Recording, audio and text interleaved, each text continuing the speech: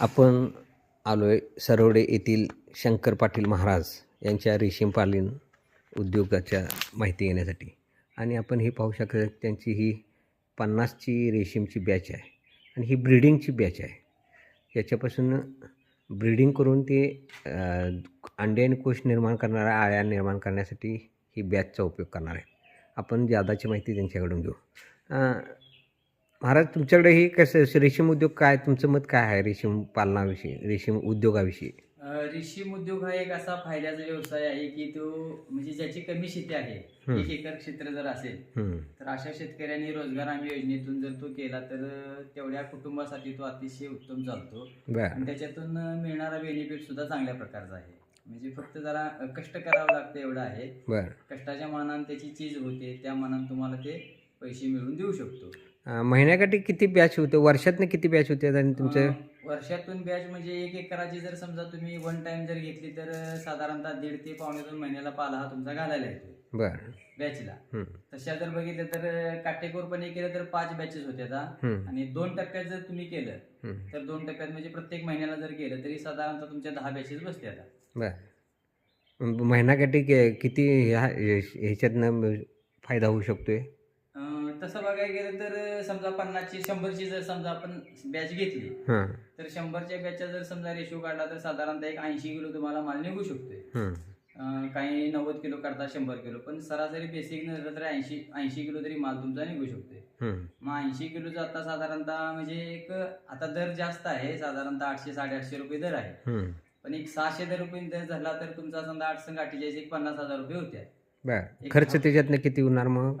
खर्च बघा आता आळ्यांचे एक 4,000 रुपये, लेबर एक असं एक लागवड म्हणा, असं पाणीपट्टी असा जर हिशोब केला तर एक 10-12 हजार रुपये खर्च होतोय तुमचा 100च्या बॅचला. मग त्याच्यातून एक 30-35 हजार रुपये तुम्हाला आरामात राहू शकता महिन्याला. म्हणजे स्वयंरोजगार करायचा झाला तर रेशीम उद्योग चांगला फायदा आहे. चांगला आहे. फक्त काय ह्याच्यात काय महत्वाचं काय लक्ष द्यायला पाहिजे? महत्वाचं म्हणजे कसं आहे की आपण ह्या आळ्या जगवतोय. आळ्या जी कीड मारणं सोपं जाते पण जगवणं म्हणजे फार अवघड. आता ह्या तुम्हाला दिसलेल्या ज्या आळ्या येतात ह्या आता आळ्या साधारणतः ही एवढी लहान आळ्या आहे पण ही जवळजवळ 15 दिवसाची आळ्या आहे. आणि ही आता आम्ही आणि एक 10-12 दिवस हिला पाळणार आहे. 10-12 दिवसानंतर ही कोशावर जाणार म्हणायची. आता हिला आम्ही 5वं फिडिंग टाकलंय, म्हणजे एक वेळा पाला टाकतोय त्याला फिडिंग म्हणतोय. आता मी 5वं सकाळी फिडिंग टाकलंय, आता संध्याकाळी 6वं फिडिंग जाणार आहे. मग ह्याच्या अगोदर कसं असते की त्या आळ्या म्हणजे त्यांची झोपेची अवस्था असते. आता 4 झोपेची अवस्था असते आळ्यांच्या. मग आता 2 झोपेची अवस्था त्यांच्या झाल्या आहेत. आता आमच्याकडे 3री अवस्था त्यांची झोपेची होणार. मग त्यानंतर अनेक झोपेची अवस्था असते, त्याला मोल्ट म्हणतोय आपण. मोल्ट. मग 4थ्या टायमाला ज्यावेळी मोल्ड पास होते त्यावेळी त्या आळ्या अशा पूर्ण आम्ही पसरल्या. तर ह्या ज्या आळ्या आहेत दिसत्या ह्या पूर्ण तिथपर्यंत जाणार ह्या रॅकवर, संपूर्ण रॅकवर एवढ्या मोठ्या होणार. म्हणजे साधारणतः ही मधल्या पोट्या एवढी आडी लांब आता होणार, एवढी आळी म्हणजे जाडीला आणि लांबीला होणार. मग त्यानंतर तिने 4था मोल्ड पास झाल्यानंतर त्या साधारणतः एक 10 फिडिंग किंवा 12-13 फिडिंग खातात. थंडीच्या बेसवर राहते, ते कधी 14 खातात, 15 खातात. आणि त्यानंतर मग त्या कोशावर जातात म्हणायचे. मग कोशाची अवस्था, कोश घालायला लागले की कोशाची अवस्था एक 5-6 दिवसाची असते. 7व्या किंवा 8व्या दिवशी तुम्ही कोश घालून ते लगेच हे करा. आता हे आम्हाला कोश शासनाला द्यायचे आहे कारण ही ब्रिडिंगची बॅच आहे. आणि हायब्रिडची जी बॅच असते तिचं कोश आपण सरळ मिलला नेऊन घालू शकतो. हे जे आहे हे काय ट्रे कसलं आहे? ट्रे म्हणजे ते आळ्यांना आम्हाला कॅरी करण्यासाठी, सुरुवातीला आणण्यासाठी. आणि चंद्रिका वगैरे असते ते त्या चंद्रिका बाहेर आहेत. त्याचा वापर वगैरे काय आळ्या म्हणजे पूर्णपणे कोशावस्थेत आल्या. कोशावर ज्यावेळी आळी जायला लागते ती साईडला कुठेतरी अशी कोश तयार करायला लागते. साधारणतः कुठेतरी अशी जर समजा आपल्याला दिसली तर ते आपण चंद्रिका लगेच टाकून द्यावी लागते. मग त्या वर येऊन कोश राहते. असं एकंदरीत बघितलं तर रेशीम उद्योग तुमच्या मते फायद्याचा उद्योग. कमी शेती ज्याची असेल त्यानं अतिशय बघावं, करावं, चांगला आहे तो. म्हणजे नुकसानीचा असं काही नाही, 12 महिने चालणारा व्यवसाय आहे.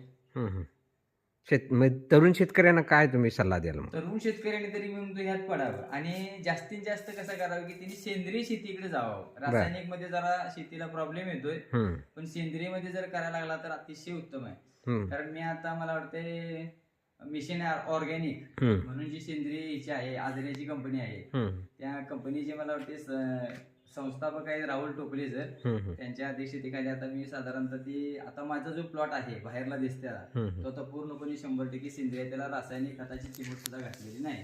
हां म्हणजे मुळात तुझं जर सेंद्रिय असेल तर खायला आळीला कवळा आणि लुसलुसीत होणार. हा सगळा बेस पाल्यावर आहे. हां बरोबर आहे. म्हणजे पाला जर तुमचा सशक्त असेल तर तुमची आळी चांगल्या पद्धतीने तयार होते. हां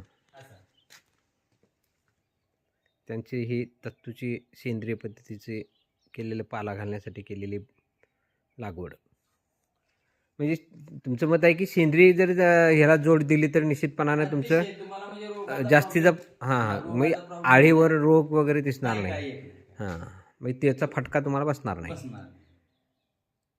ठीक आहे, धन्यवाद.